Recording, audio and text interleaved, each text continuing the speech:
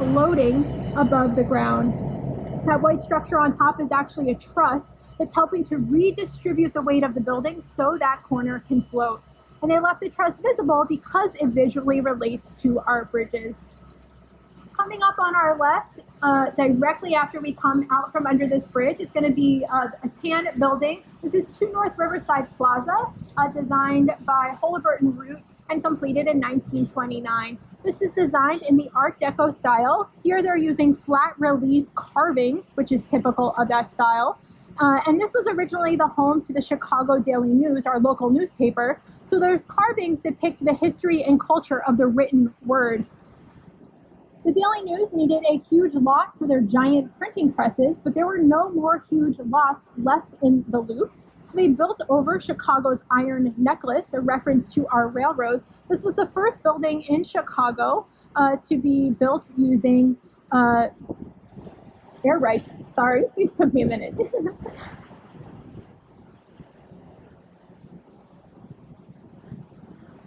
Coming up on the left is going to be that pointed building we looked at before, 150 North Riverside with the pointed bottom. Imagine standing up on your tippy toes. Now imagine standing up on your tippy toes in a windstorm. How does this building stand up on its tippy toes in the windstorm that is Chicago? Well, it uses tuned liquid mass dampers, basically giant pools or tanks of water at the top of this building. And when the wind pushes the building in one direction, the water in those tanks sloshes in the opposite direction, rebalancing the center of gravity and dampening the force of the wind.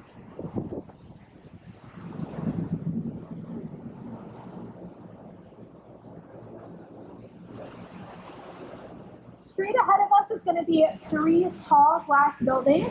These are some of the newest buildings in Chicago with a mix of residential, commercial, and office space. And even though these are some of the newest buildings, this is actually one of the oldest areas of Chicago itself. It's where the city got started. Before the railroads and even before the canal, this is where Chicago's early fur trading pioneers and Native Americans gathered. It had our first factory, drugstore, and church, but there was one thing missing. Actually, not one, 3. Our first 3 taverns were located here, but each on a different bank of the river. And so we actually had to take a ferry to go bar hopping. Let's hope they had designated captains back then.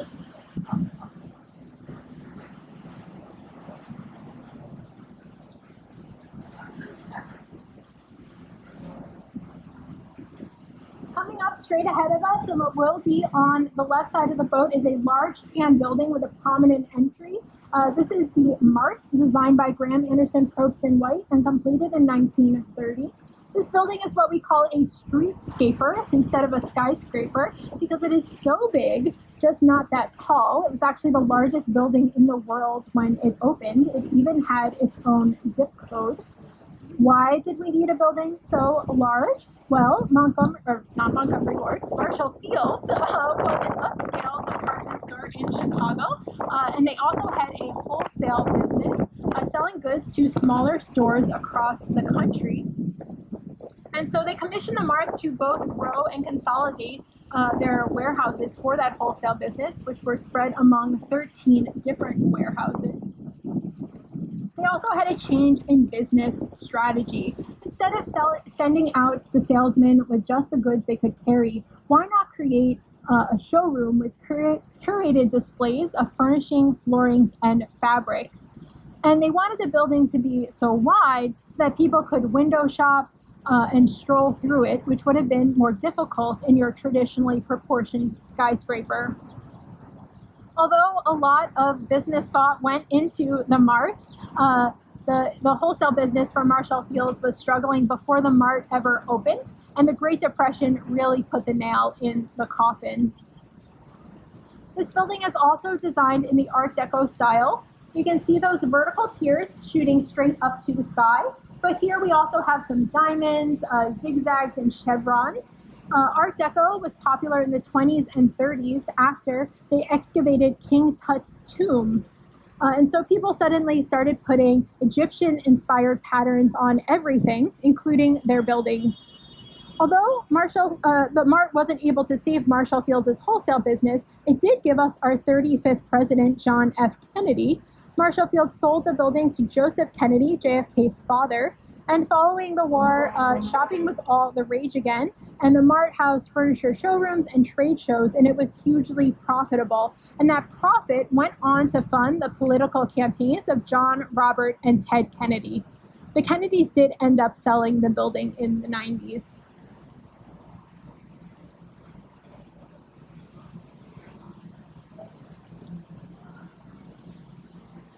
Coming up on the left is going to be a brick building with a clock tower. This is the Reed Murdoch building. It served as their factory, office space, and warehouse. Reed Murdoch was one of the largest importers and manufacturers of canned goods in the 1920s with over 250 products, things like coffees, teas, cocoa powder, and they exclusively sold to independent grocers because they thought that customers should be supporting their local community by shopping at stores that had a vested interest in their own community, although Reed Murdoch was a nationwide operation.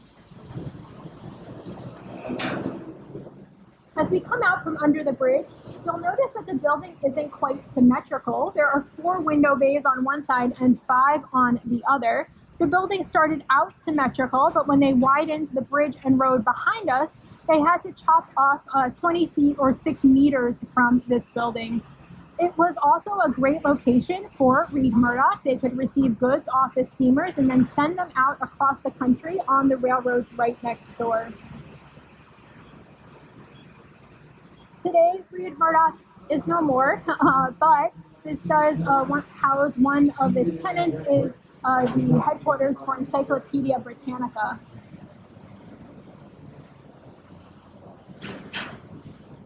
Coming up on our left is going to be a tan cylindrical building.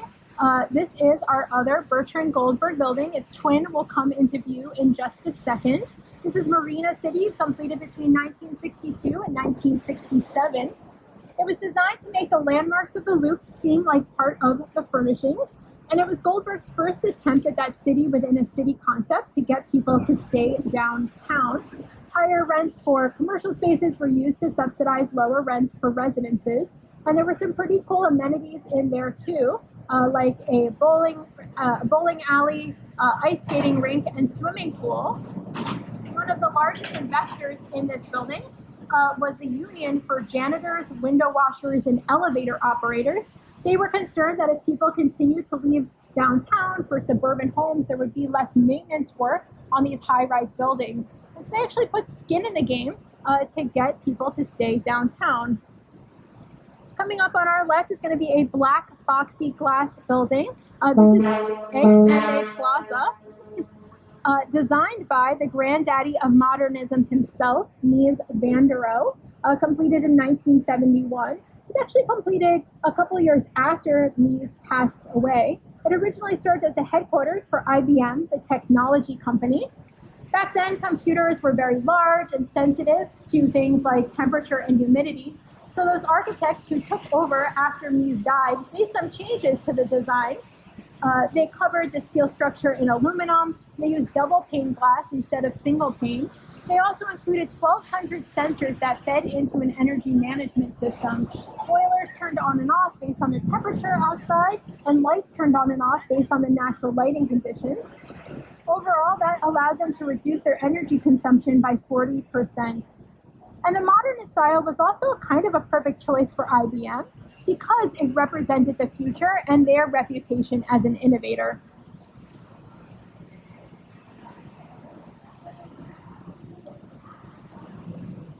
Coming up straight ahead of us is going to be that white building with the clock tower again, the Wrigley building. This building is covered in 6 shades of white terracotta with a grayish white at the bottom and a pale cream at the top.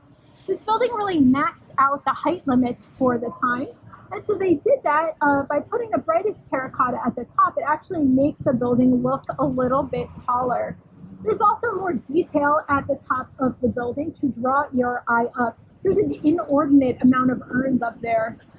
Another design feature of this building was its outdoor electric lighting. This has been one of the brightest buildings on the Chicago skyline since 1921. Coming into view a little bit back from the river is going to be a tan building with a lot of ornamentation on top and an American flag.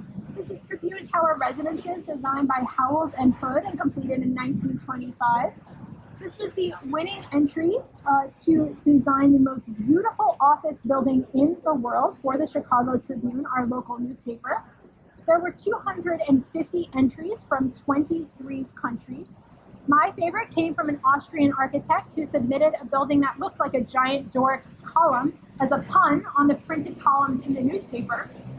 Many people were hoping that the winner would represent the future of American architecture. That is not what we got. This building is designed based on an historic European cathedral. One architectural detail that really highlights that is those L-shaped beams at the top of the building. Those are called flying buttresses, and they're commonly used in historic cathedrals. A hint for our next building, Hood, the architect of Tribune Tower, went on to design Rockefeller Plaza in New York City. Coming up on our left, you're going to see a tan building with a colorful logo on top and a giant spire that is NBC Tower, designed by Adrian Smith of Skidmore, Owings & Merrill, and completed in 1989. This building is inspired by Rockefeller Plaza in New York City. It is a postmodern contextual interpretation of an Art Deco building. And if you understood only 5% of that, we've done our job here today. Not only does this building reference NBC's headquarters in New York, it also references the flying buttresses of Tribune Tower. About halfway up, you'll see it has its own L-shaped beams. But these ones are actually structural, unlike Tribune Towers.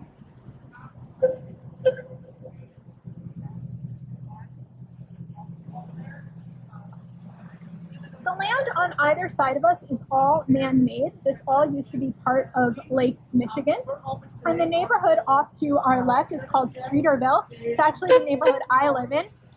Streeterville is kind of a strange name for a neighborhood, but the story behind it is even stranger. It's named after Captain George Streeter.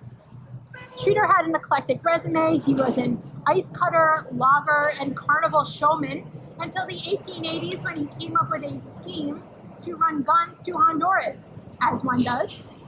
And while he was out testing his ship in Lake Michigan, it crashed into a sandbar just off to our left. And he decided to stay put. Lakefront property with no rent. Sounds good to me, and it sounded good to Streeter as well.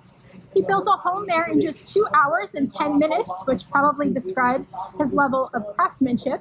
And he convinced locals to dump debris near that sandbar for a fee, which over time, along with natural erosion, began to fill in the gap between that sandbar and the original lakefront, creating new land. And Streeter claimed there was a stipulation for harbor improvements, and isn't that building one heck of a harbor improvement? Not to mention this area was not used as a harbor in the 60s. That loophole was quickly closed. This building was designed kind of with a similar city, within a city concept as Marina City. One of my favorite amenities was off the 3rd floor. There was a lagoon filled with koi fish until the local blue heron turned it into an endless sushi buffet. But this building was so successful that it did change over this area from industrial warehouses to the residential one that it is now. Coming up on our left ahead of us is going to be a long pier with a giant Ferris wheel. This is Navy Pier, designed by Charles Frost and completed in 1916. It was designed for when Chicago was a major shipping hub, and it had both a dual purpose as a place for commercial shipping and public recreation. But it opened pretty soon after the U.S. got involved in World War I, and so it was repurposed as a military training and recruiting center. It also housed draft dodgers, and one of those towers farther out into the lake was used as a carrier pigeon station. After the war, it struggled economically because of the Great Depression and an increase in trains and trucking, but again found renewed purpose in World War II, this time as a naval training center. It's kind of a perfect match. Our lake can feel like the ocean, but we're perfectly protected from enemy attacks, besides from those Wisconsin cheeseheads. Following the war, it became a campus for the University of Illinois because there was a lot of veterans accessing higher education through the GI Bill. And after several more economic ups and downs, it became the entertainment venue that it is today. One of the top attractions is that giant Ferris wheel. Chicago hosted the World's Fair in 1893, and the competition was steep because Paris had hosted it right before us, and they introduced a little thing called the Eiffel Tower. So we said, yeah, we see your tower, but does it spin? The original Ferris wheel was even larger than this one. It could hold 2,000.